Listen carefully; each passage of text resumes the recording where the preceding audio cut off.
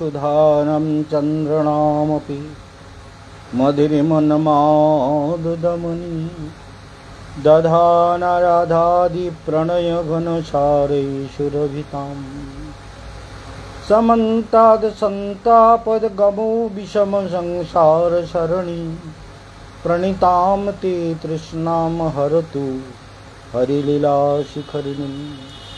सर्वाग्रे परमाराध्य गुरुदेवेर चरण कमल बंदना करे तार आशीर्वाद प्रार्थना करी।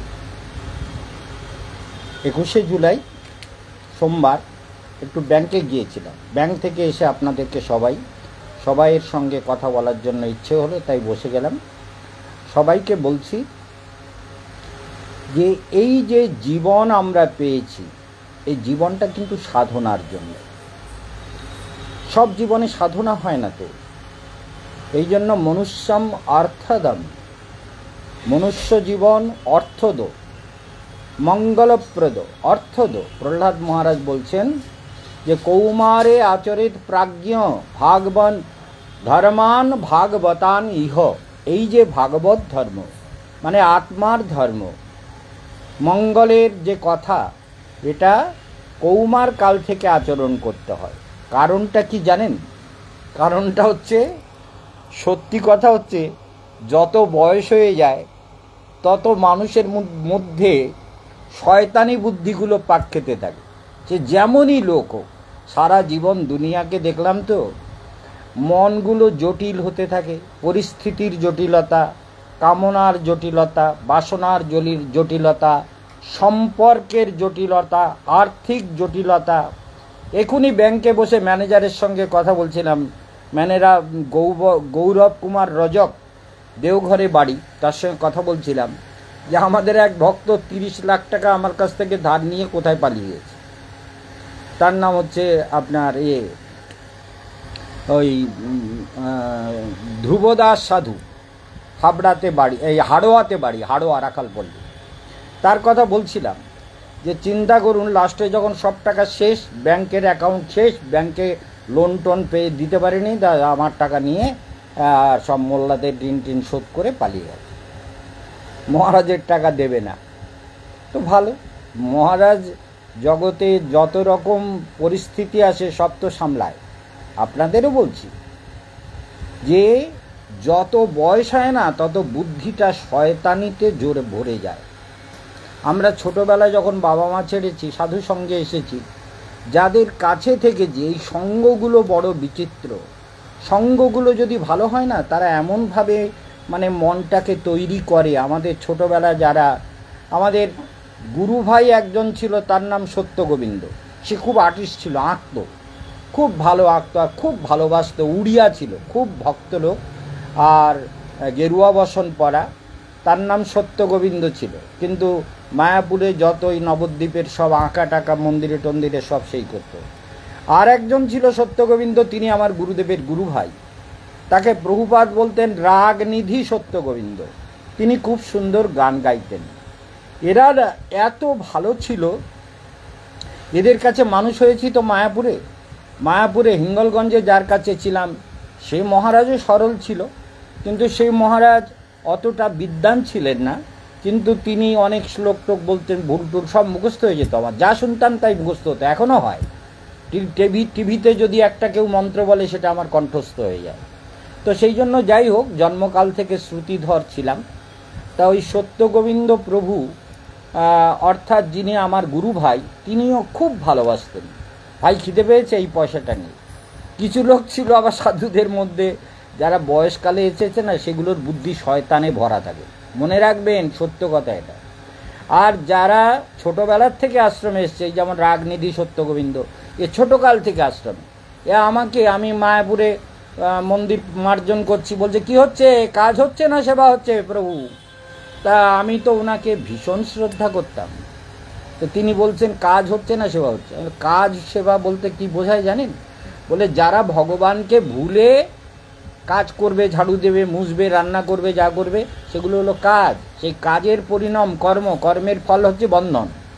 আর যদি ভগবানকে মনে রেখে করে, রান্না করলেও সেই রান্না যে খাবে তার মঙ্গল হবে। আর ঘর ঝাড়ু দেবে, আমি যেমন মন্দিরে সব পায়রার গুগুলো পরিষ্কার করতাম ওই নিড়ুনি দিয়ে, ঝাড়ু দিয়ে, জল দিয়ে ধুয়ে। তা আমাকে বলতেন কাজ করছো না সেবা করছো? তা আমি হরিনাম ভুলে গেলে হবে না তো, হরিনাম ভুলে গেলে কাজ হবে, আর কর্মের ফল মুক্তি হবে না, ভগবানকে পাবে না। আর সেবা করলে মুক্তি হবে, সেবাই পরম ধর্ম। সেই জন্য মনে রাখবেন, আপনারা যারা সংসারে কাজ করছেন না, স্তপ্ত যদি কোনো কারণে হাত পুড়ে যায়, যেমন আমাদের ছন্দা বলছে আমার হাতটা পুড়ে গেছে, ফোসকা পড়েছে, তাহলে ফোসকা পড়ে গেলে কি করব? ভগবানের নাম করব। ফোসকা পড়ে যাক, এরা ছোটোবেলার থেকে এসছে, সেজন্য এরা ভগবানকে ভালোবাসে। সেই জন্য জগতে জন্ম নিয়েছেন, জনম লোভেছ কৃষ্ণ ভজিবার করে, কৃষ্ণকে ভজন করার জন্য জীবন পাওয়া গেছে, ভালো করে মনে রাখবেন। তাহলে ছোটোবেলার থেকে আমরা যারা এসছি, আমরা না মিথ্যে কথা বলতে গেলে, সেদিন একটা ছেলে আমার কাছে এসছে, আমারই শিষ্য, দীক্ষা নিয়েছে অনেক আগে, বহুদিন আগে, তার নাম হচ্ছে ভাস্কর আস। বলছে আমার মার নামে একটা কবচ করুন, রেখা আস তার মার নাম।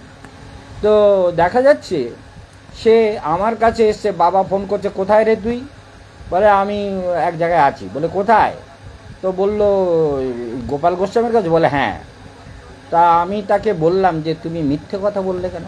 তোমার প্রবৃত্তিটা তো খারাপ, তুমি দীক্ষা নিয়েছো অনেক দিন আগে, কিন্তু শয়তানদের সঙ্গে মিশে মিশে তুমিও শয়তান হয়ে গেছো।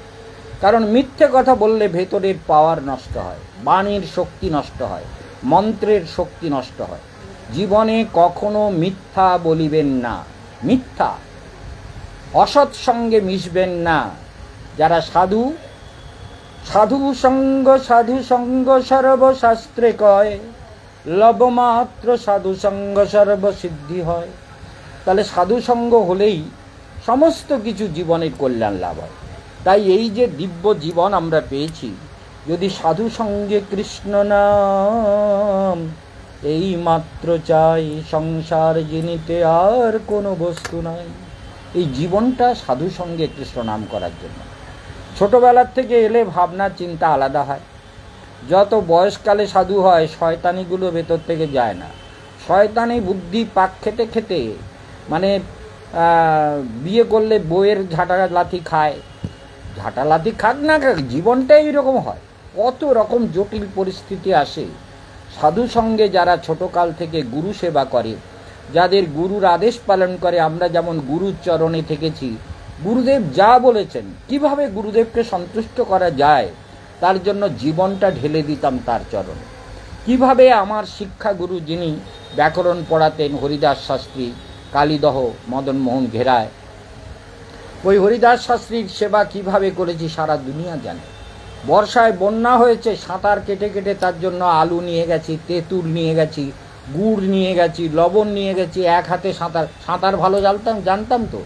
অনেক সময় তারে, ওই কিশোরী বাবার ওখানে তার দেওয়া ছিল এর উপরে, প্রাচীরের উপরে, সেই তারে বুক টুক চিরে গেছে জলের স্রোতে, তো তা নিয়ে উনি ছাদের উপরে দাঁড়িয়েছেন, দিয়ে প্রণাম করতাম। বলে এত কষ্ট, আপনার এখান থেকে রক্ত বেরোচ্ছে, আপনি? বলে আপনি আমাকে আপনি বলেন কেন? আপনার তিনি দেহ রেখেছেন।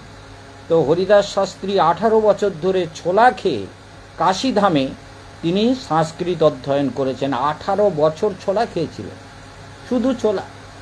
মনে রাখবেন, সেই জন্য এই যে জীবনটা পেয়েছি না, যদি সদ্গুরুর চরণে জীবন সমর্পিত না হয়, আর গুরুর সেবা না হয়, গুরুতে সমর্পণ না হয়, বুদ্ধি যদি সাধু সঙ্গে না কাটে, তাহলে মানবগুলো শয়তান হয়ে যায়।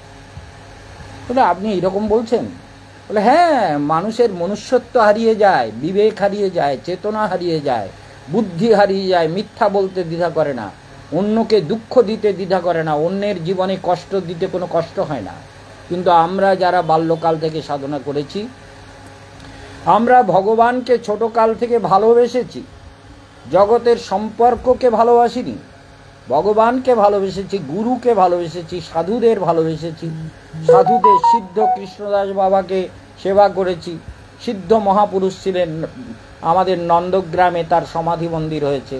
সেই জন্য এই সিদ্ধ কৃষ্ণদাস বাবা আমাকে ভীষণ স্নেহ করতেন। তিনি বলতেন বড় বক্তা কোথায় আছে, যদি কেউ যেত ভজন কুটির থেকে, নন্দগ্রামে থাকতেন তো, বলে বড় বক্তা কোথায় আছে? বৃন্দাবনে মৌনী বাবা বলে তার নাম ছিল, দাবানল কুণ্ড, যেখানে কৃষ্ণ দাবানল ভক্ষণ করেছিলেন, সেই দাবানল কুণ্ডে মৌনী বাবা থাকতেন, মৌন সাধু রূপে। সবাই তার সেবা করত, আমরাও তার সেবা করেছি জি জান দিয়ে, কত সেবা, সব গল্প বলার সময় নেই। শুধু এইটুকু বলি, ব্রজধাম পরিক্রমায় যারা যাবেন তারা সময়ের অপেক্ষা না করে বুকিং করে নেবেন, কারণ বৃন্দাবন পরিক্রমায় টিকিট হবে এই 3 তারিখে, মানে আগস্টের 3 তারিখে টিকিট হবে। যাত্রা হবে 3 তারিখের আপনার অক্টোবর। সেই জন্য আপনারা যত শীঘ্র সম্ভব বৃন্দাবনের টিকিট করে নিন, এবং মাথা পিছু 25,000 টাকা, যাওয়া আসা থাকা খাওয়া, 1 মাস 6 দিনের প্রোগ্রাম। যারা 10 দিনের প্রোগ্রামে যাবেন তাদের মাথা পিছু 9,500 টাকা লাগবে। 9,500 টাকাটা একটু বেশি মনে হচ্ছে, কিন্তু মনে রাখবেন খরচটাও অনেক।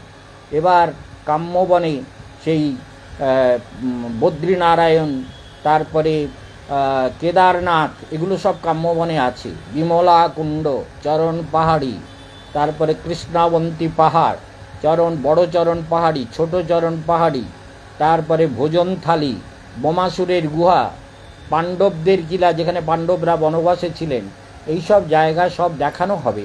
সেই জন্য গাড়িও বেশি লাগবে, পরিশ্রম বেশি করতে হবে যাত্রার দিন, সেইভাবে ঠিক হয়েছে। সেই জন্য যারা ওই পরিক্রমায় যাবেন তারা বুকিং আগস্ট পর্যন্ত, আগস্টের যত তাড়াতাড়ি করবেন। আমরা তো ফর্ম ফিল আপ করে ফেলেছি। যারা যেতে চাইছেন যে আমরা ওই 10 দিনের প্রোগ্রাম যাব, তারা 9,500 টাকা, আর যদি এসিতে যাওয়া আসা করেন 2,000 বাড়বে, 2,000 টাকাই বাড়বে, মানে 990 টাকা এক্সট্রা লাগছে একটা টিকিটে, আর একটা টিকিটে 1,000 টাকা লাগছে, মানে 1,990 টাকা লাগছে, মানে 2,000। যাতায়াতে এসিতে যাতায়াত করলে 2,000 টাকা বাড়বে। সেই জন্য আপনারা সবাই কৌমারে আচরিত রাখব। ছোটবেলা থেকে সাধনা না করলে না, মন ভগবানকে ভালোবাসতে শেখে না, হৃদয় ভগবানকে ভালোবাসতে শেখে না, শয়তানি বুদ্ধিতে হৃদয় ভরে যায়। সেই জন্য ভালো বুদ্ধি, ভালো কথা, ভালো বিচার ব্রেনে ঢোকানো খুব কঠিন। সেই জন্য ছোটকাল থেকে যারা আমরা সাধনা করেছি, বা যাদের বাড়িতে সাধনার পরিবেশ ছিল, পিতা মাতা গুরুজন, এরা যারা সাধনা করেছেন, তাদের সঙ্গ যদি সন্তান পেয়ে থাকে তাহলে তাদের জীবনে অবশ্যই মঙ্গল হবে।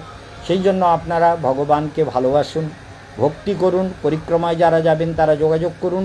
যারা রোজ ভাগ্য বিচার করবেন তারা অনলাইনেও করতে পারেন। অনলাইনে আমরা সবাইকে ভাগ্য বিচার করে দিচ্ছি। তো আজকের আমাদের পরম ছোটোবেলার থেকে তাদের বাড়ি হচ্ছে কোথায় জানেন? গোসাবার যে বেলতলি, এইখানে তাদের বাড়ি ছিল আগে, এখন বিক্রি হয়ে গেছে। জগন্নাথ দত্ত, তার বাড়িতে আমি গেছি কতদিন আগে জানেন? 53-54 বছর আগে ওখানে লেকচার দিয়েছি বেলতলি বাজারে। আর তাদের বাচ্চারা তখন একটু একটু ছিল, এখন বড় হয়েছে সব।